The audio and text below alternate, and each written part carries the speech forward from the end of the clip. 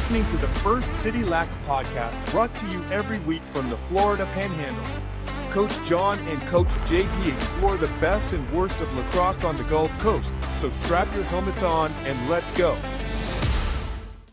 Hey everybody, and welcome back to First City Lacrosse podcast. I am your host, Coach Jon, here with Coach JP, and we are the hosts of the second greatest lacrosse podcast on the planet. JP, welcome back, buddy. Yeah, well, soon, right? Yeah, that's the plan. That's the plan. How are you, buddy? Good. Good to see you. Yeah, you too, man. So today we're going to jump right into it. We're going to talk sportsmanship because this is such a big issue. We wanted to hit it in one of our early episodes, and you and I both have some experience with this, but every sport has sportsmanship and everybody defines it just a little bit differently. So in JP language, what does sportsmanship mean? Integrity of yourself and your team. Basically, that's what it is to me, you know? Yeah. I think it's behaving the way you would want your opponent to behave. I think that's probably what it should be. But really, what it comes down to is just sort of doing the right thing. You know, you mentioned integrity, and you know, one of the definitions of integrity is doing the right thing when nobody's looking. Correct. And I would contend that integrity is also doing the right thing when everybody's looking, because sometimes that's so much more difficult when everyone's watching and you're faced with maybe taking the popular route or the route that you know is safe or the route that you know is right. Hopefully everyone chooses the route that we know is right, but you never know. I mean, sometimes that mob mentality takes over, team mentality takes over. I saw it just 2 weekends ago at a tournament. Just a random tournament that nobody cares about, that basically teams show up, get a few reps in. It's just one of those pay-to-play tournaments, and one of the teams was absolutely decimating this other team. You could tell they were new. You could tell that they were just trying to figure it out. They weren't spectacular by any stretch of the imagination, and they were struggling. But they were trying, you know, they kept fighting through it, and they kept it. Well, you know, a fight broke out in that game, and then the game ended up getting stopped. And as they're walking away, the team that's bigger and faster and more experienced, you know, this particular team starts just absolutely mocking and making fun of this other team. And it's just like, what is the point? Like, why? We're in a tournament nobody really cares about, and you're a team that you should win that game, and you have the opportunity now to like really help grow the game, and all you care about is making somebody else look bad. It was disgusting. It was absolutely disgusting to watch, and it doesn't just happen in lacrosse. It happens everywhere. I will say this, you don't see it very often in lacrosse. I mean, do you? I've seen it a few times, not even a handful of times, just a few, you know what I mean? Like 2 or 3. Who do you think are the worst, I guess, what's the right word? The worst violators of this, of good sportsmanship, I would say. Who do you think would be the worst? Obviously, I'm not asking you to name specific teams or coaches or players or anything like that, but what type of individual would be the person that's just like, I don't care about sportsmanship. I'm going to act the way I acted. I'm going to be a bully, and I'm going to just be mean, or I'm going to just, I mean, who is it? Fighters. Yeah. You ever a fighter personality? Fighters, they mock, make fun, talk bad, all that. I mean, so we're going to talk about this, but just like last weekend, sportsmanship out of one of those fighters. Come on, man. That's not how a sport's supposed to go. You know, you're not honoring anybody by doing that. You know, I think if you're around youth or high school sports, I mean, you see it in college and pro, and we could talk about the difference there, but you see it in youth and high school, I think, more often than you do see it in college and pro. And the reason for that is, in my opinion, it's twofold. So the first reason is that is their personality. Like you said, they're fighters. They're just used to being mean. And these people, I think they're few and far between. They don't happen. These people do not just, they're not going to go very far in life with that type of personality. And there will come a reckoning at some point. But they just, that's their personality. And that's, it's especially frustrating if that personality is from a leader on the team or a coach or something like that. Then it becomes a very toxic environment, and the whole team can follow it because they think it's cool and they think it's edgy and trendy or whatever it happens to be. Like, guys, you just look like jerks. You know what? You're beating this team 20-0, and now you're pushing them while they're down and kicking them and calling them names. You just look like jerks. You're not good. You're not cool. Like, everybody knows there's another team out there that's ready to step up and beat you. What's the point? So that's my first thought. There's my always second someone thought bigger is better than you. always. Yeah. We teach that at the high school level, right? It's like you have to be training for it right now because championships are won in the off season, and you have to understand that your opponent is training right now to beat you. So, I mean, you have to be ready for it. The other thing I think, and I've seen this through right around 10 years of coaching at the youth level and about 5 years now coaching at the high school level. I see it with inexperienced coaches, not completely inexperienced, like not the guys that have zero experience, but I'm talking about the coaches or the players who might have 1, maybe 2 seasons under their belt. It's a little bit dangerous because they think they have a pretty good handle on the rules, and maybe they do, and they are upset over every little deviation. And it's just like, you've forgotten the whole point. Like, the whole point of the game is to have fun. Like, the whole point is to honor the game. It's how are you having fun or honoring the game if you're sitting there quibbling over every single deviation? Could the ref blow the whistle every 5 seconds because he saw a stick penalty here, or someone had his mouth guard fish hooked? Like, you know what I mean? Like, or maybe the player got away with a questionable non-call that could have been a slash but really wasn't, and it, or maybe a player away from the ball stepped off sides, but it didn't affect the outcome of the play. You know what I mean? Like, even if he steps off sides, it doesn't change possession or anything like that. It would just stop play. It slows it down. It's like, what's the point? The point of the game is to be played fast, and it's to have fun and to honor the game. So I don't know. I think we're all guilty at some point of the bad sportsmanship, because we'll be like, ref makes a call and we're like, did you see this? You know what I'm saying? That's still considered bad sportsmanship. You know what I mean? But and I think to what extent. You brought up refs, which I think is a really valid point, because they're the easiest target out there. It's they understand that when they blow the whistle, there are going to be 50% of the people at that field, players, fans, coaches, 50% are going to be unhappy with the call. Like, you just got to know you're going to make half the audience unhappy. And that's a tough job to do. I really try to keep my mouth shut around the refs. I am far from perfect. I've definitely said some things. I would like to think that I still have a good relationship with most of them. There's probably 1 or 2 out there that I still owe an apology to. Really, the only times I'm ever going to raise my voice is a player safety issue, like something directly to the head, something that could directly affect this player's ability to continue playing the game.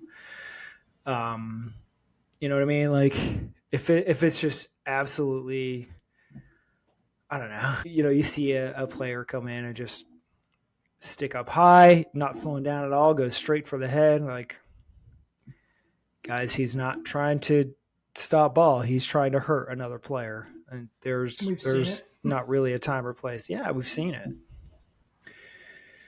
So, and it feels like, it kind of feels like you see that, and then you'll feel like the other calls are unjust or whatever, and then that tends to make us mad, and you get It's people playing like that. so easy to only see the calls that negatively affect you. And from an official's perspective, I've talked to, probably, I know almost all the officials in our league out here and in the area. And I could tell you with 100% certainty that they absolutely do not care who wins the game. With the exception, there was one ref, and that ref was removed from the game and subsequently fired from the ref league, basically, because he did have a vested interest in the outcome of the game. And, that's unfair. It doesn't happen very often. We're talking like less than 1%. It's so ludicrous to me. And it's like, oh, you hear it in the crowd all the time. Oh, this ref is totally screwing us. Here's the thing. If you're the team that's playing more defense in lacrosse, you're going to get more penalties. It's just the way it works. Most of those penalties are defensive. I mean, am I wrong? No, not at all. Yeah. That's where most of the contact comes from. Yeah. I mean, that's the thing. Most of those penalties are called, they always, or you almost always favor the offensive player. So yeah, if your team is playing a lot of defense, you can expect you're probably going to carry a few more penalties. So I hope you're good at your man down defense. Yeah. Yeah.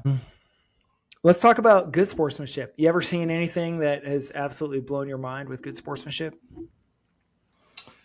Always been a big fan if two opposing teams, one guy gets knocked over, the other player reaches down to pull his hand out to pull him back up. That I've seen that several times, and that always blows my mind. Like it does. Yeah. I mean, I've seen other players help carry another player off the field before. From opposing teams. Yeah, opposing teams. And that gets me right here too, So yeah, that's the whole point. Is like it's a good reminder that this is just a game.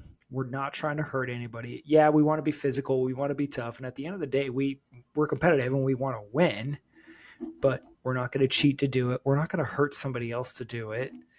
It's not worth it. And at the end of the day, really, like, does anybody care who wins the local youth tournament on a random Saturday in February? I mean, the kids will forget about it in a week. It's just, if it's not a good experience for them, then whether they win or lose, if it's not a good experience, then they won't come back. So can I tell you a story about good sportsmanship that I had from when in my early coaching days? Yes. I was coaching a 10U lacrosse team. I think I was in it was either in my second or third year of coaching. It might have been my second year. I seriously, man, I didn't know anything about what I was doing. I could barely find my way to the park practically. And we were playing a game. I don't think we'd won a game all season. And I think we ended up, you know how they say if you win all your games, you're undefeated. Well, if you lose all your games, I guess you're defeated, right? Just straight up. Yeah. So we were basically defeated. And I remember we were playing this game against a team that was beating us pretty good, and they were fast and they were physical, and it was, again, but it was like a 10U game or 12U game, something like that. Again, fairly insignificant. They're probably not going to remember. It's just, good. It's supposed to be fun. It's a game. And I remember I had a really young player on my team. I want to say, 12U is supposed to be like your fifth and sixth graders. And I had this player who was like a third grader. He might've been a second grader. He was really young. And the only reason he was even on the team was because I didn't have a team in that younger age bracket, and he wanted to play. Now, he was fast, but he was young and he was small. And I remember I was just like, I was scared to death to put him in this game because I thought for sure he was just he was going to get knocked out, And I walked over to the other coach who now, at the time I barely knew him, but now he's a good friend of mine. I walked over to the other coach and I said, "Hey man, just so you know, I'm not asking you to change anything, but I'm putting in a third grader. So I don't know if that changes your game plan at all. I'm really just hoping he doesn't get hurt. Keep in mind, I even told him, I was like, I'm not asking you to change your game plan. I'm just asking you, like, just understand and help your players understand that that's a third grader out there against fifth and sixth graders. And he's like, hey man, got it. No problem. And he brought over, basically his best player, and he said something to him. I don't know what he said. And so this little third grader went out there, and he had wanted to take the face off. And so I was like, yeah, man, go for it. Go take the face off. So he goes out there and he gets the face off against this other guy. And the other guy, basically lets him have the ball, which is super cool. They're up by probably like 7 or 8 points anyway. So it was insignificant that, whether we get the ball or not.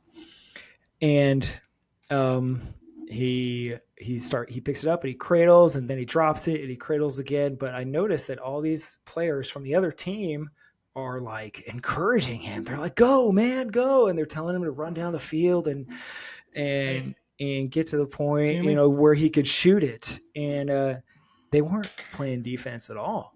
They were just helping the kid have fun, which is, the point of the game, right? Have fun, have a good time. And nobody told the goalie that this was happening on the other team. But, this little third grader ripped a shot and scored, mainly because nobody was playing defense on him. But it was just the coolest thing to watch. And, his parents were on the sideline crying because he didn't get a lot of playing time because he was so young. And I was just like, I was blown away by this other coach and this team. And, the fact that his team, who had been playing all physical and they were well coached. Don't get me wrong. Hey. Yep. They were well coached, but they basically, they ensured that this kid would have a good experience. And I really appreciated that. And I'm happy to say, again, that I'm good friends with that coach still. And that player, that third grader, is still playing, and he's playing varsity high school lacrosse as a freshman. He'll be starting as a freshman this year. So, wow.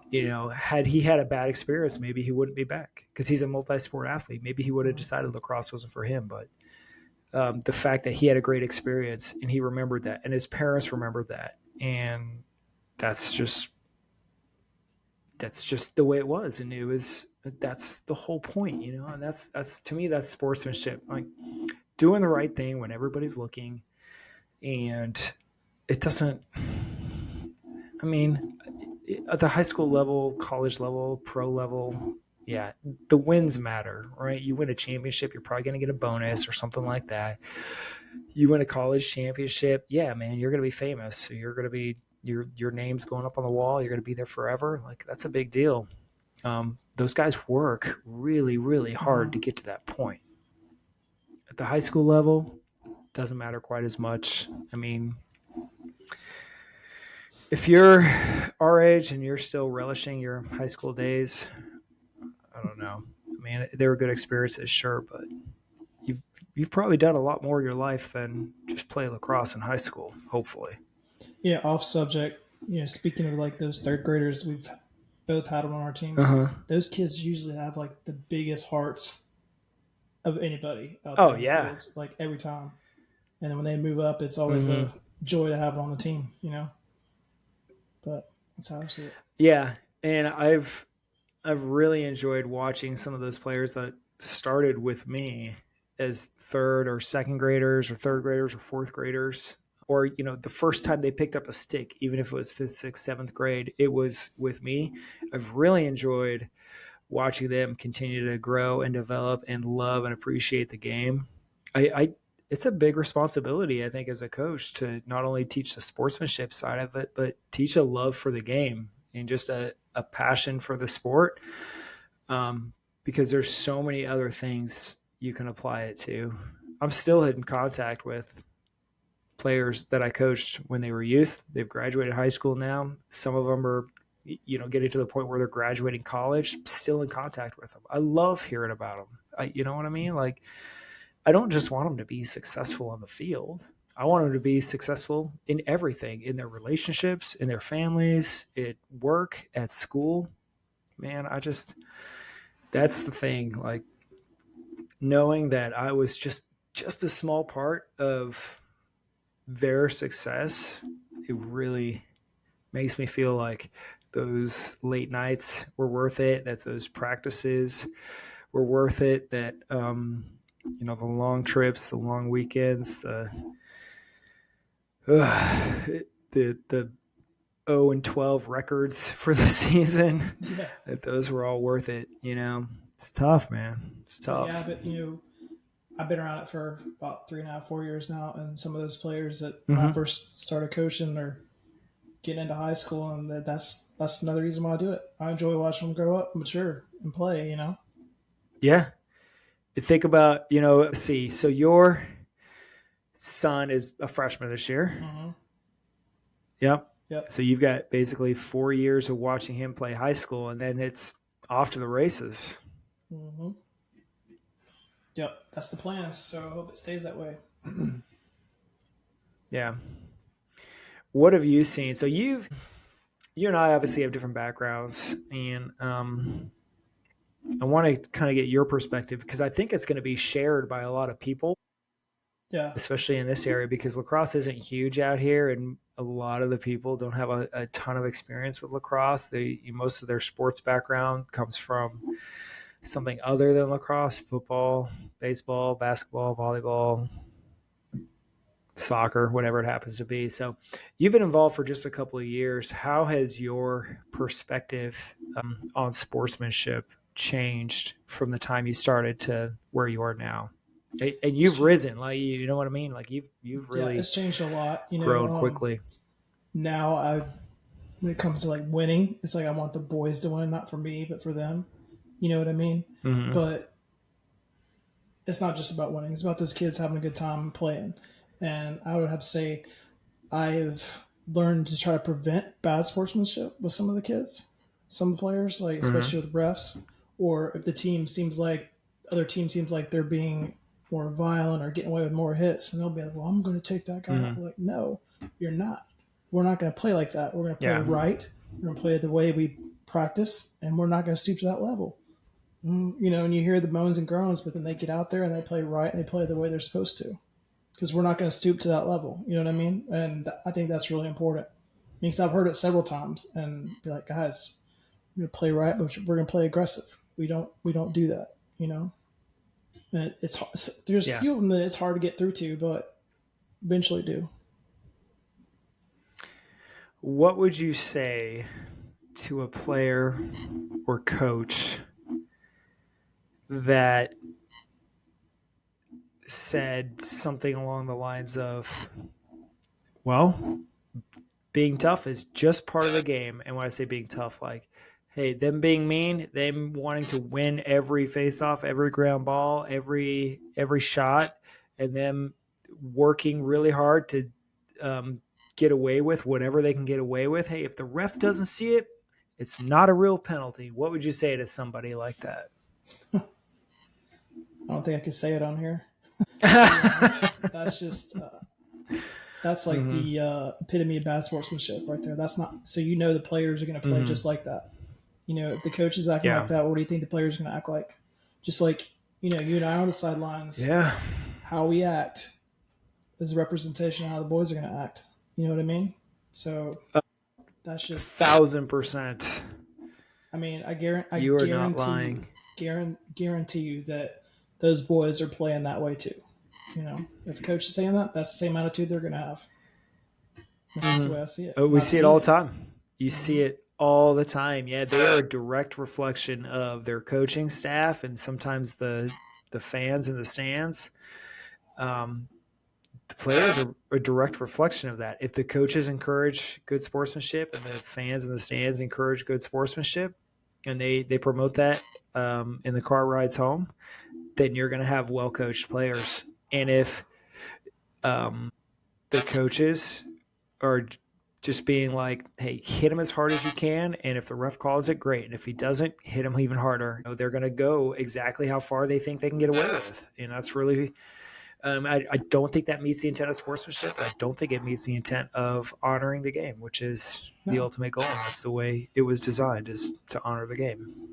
Well, you and I have both been on sidelines when the boys have done like an illegal hit, didn't get called, but we both say something to them, and they know that they come off the field with their head down. They know they did wrong. They're not. Oh yeah, we take them off the field immediately, and they're not running off the field, taking their helmet off, cheering. Their heads down. They know what they did, and they're gonna pay for it. Yeah. Oh yeah. Yeah. They know they screwed up. Yeah. And the other thing is like how we respond as coaches, and this is really important too. How we respond to those things as coaches is absolutely critical to how that player is going to respond. If that player gets flagged for a penalty and we're just like, yeah, good hit, way to take him out, right? They're going to do it again, and they're going to continue to think that's okay, and that's not honoring the game. If they don't get flagged and we pull them off the field and we pull them to the side and we say something like, why do you think you're sitting here? Why do you think you're off the field right now? We make them answer the question. Then all of a sudden it forces them to be like, wow, why am I here?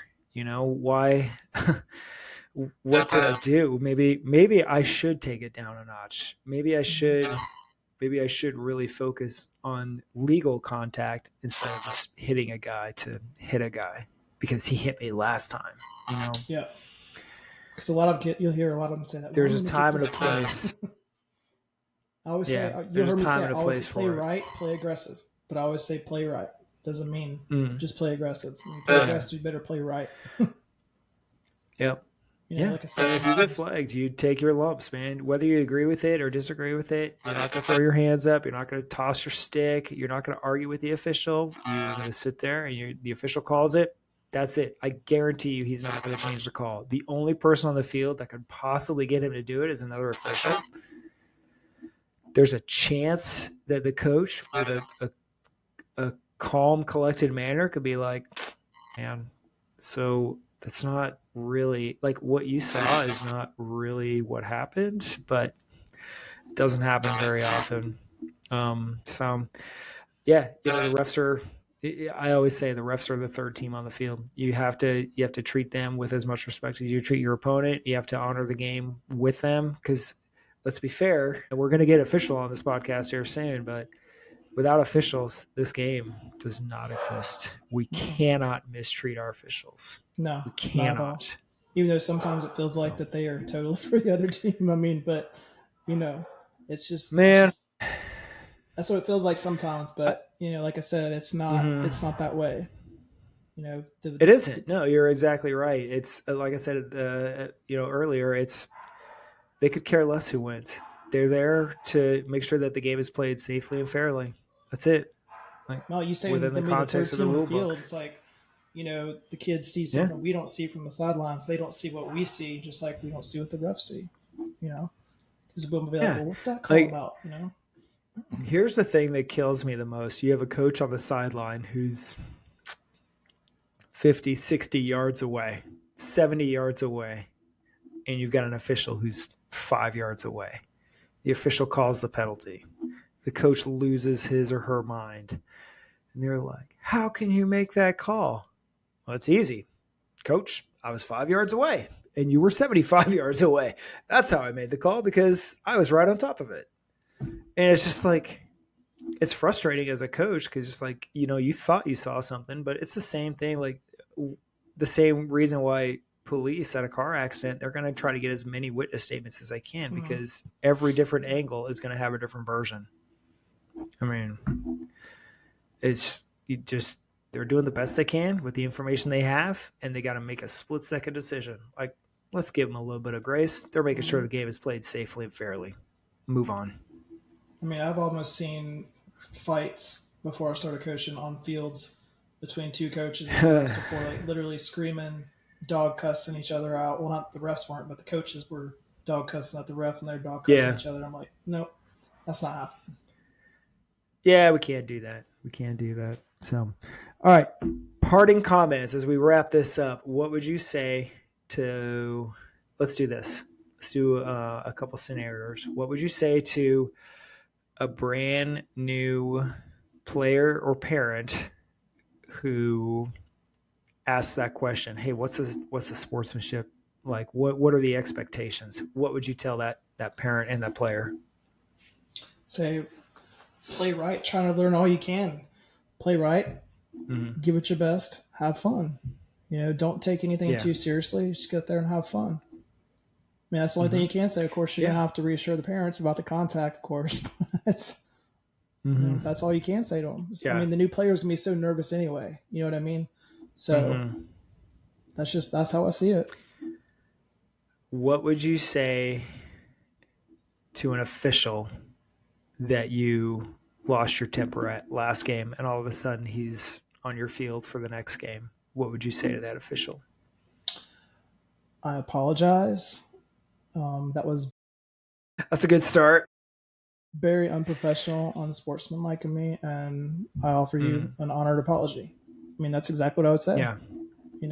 Yeah. Same. Just about anything else, but yeah, I'm with you. And the thing is out here, and this will be my final thing before wrapping up. And a lot of people don't realize this, especially those new to the sport. But for those of the coaches and the families that have been out here for a long time, and I'm talking like 5, 6, 7 years, you've seen the players come through.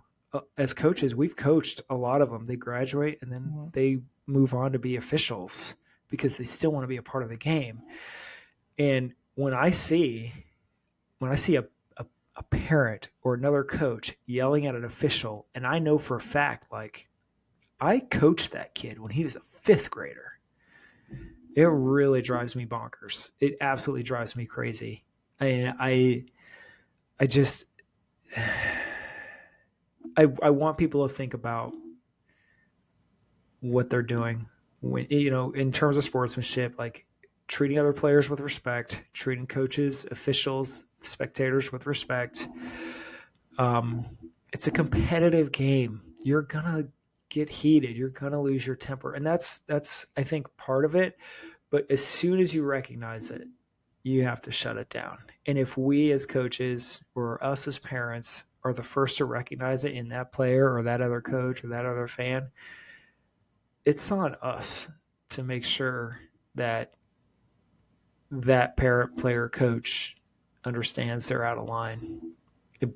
But we also don't want to get out of line in order to tell them that. So now, before we part, do you have any stories? Everybody love everybody. Do you have a story about parents by chance? Gosh, not for this episode. Wow. Listen, I'll be honest. Part of the reason I stand on the sideline is on the coach's sideline. And part of the reason I started coaching was just so I wouldn't have to be on the parent's sideline. It drives me bonkers. It absolutely drives me just crazy because, for us as coaches, the rules change every year, right? There's little nuances and little things. And we have first person conversations with the officials and we can ask for clarification right there on the spot. And they're just basically watching a game from the stands, which is anywhere from 30 to 50, 100 yards away sometimes from the actual action. And they're cussing out the officials, telling them they're the worst human being on the planet, calling them lower than scum, all sorts of names.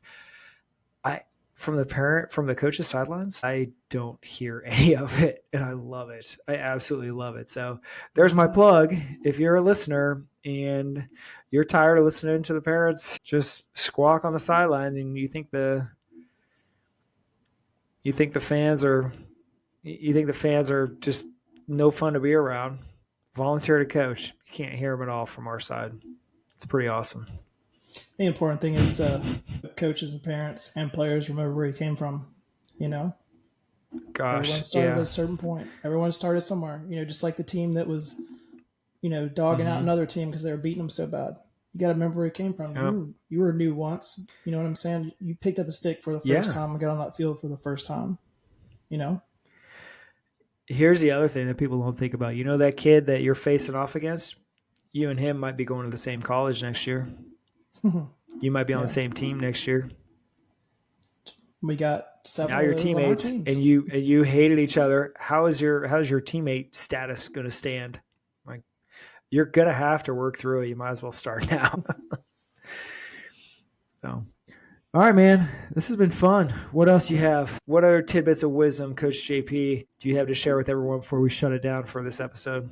Shut down attempted bad sportsmanship. You know what I'm saying? You know what I'm talking about? When you start hearing that whisper and that little chatter behind on your players, shut it down before it starts. You know, like I said out here, well, I'm going to get him back. I was like, no, you're not. And that's how you shut it down we're not before gonna it do happens. that. You know? Yeah. So that's where I'm at. Yep. I'm with you, man. Good advice, as always. Coach JP, everybody. It's been fun. It's been real. Again, as always, you can track us down on Facebook, YouTube, Instagram. We will be there for you. Shoot us a message, shoot us a DM, send us an email. Any of those are going to work. We look forward to hearing from you, and we will see you all next time right here, First City Lacrosse Podcast. See you later. Good night. If you like what you hear, drop us a like and follow wherever you downloaded this podcast from, and on Facebook, Instagram, and YouTube at First City Labs. Check back every week for more content. Thank you for being a part of the First City Lacrosse Podcast.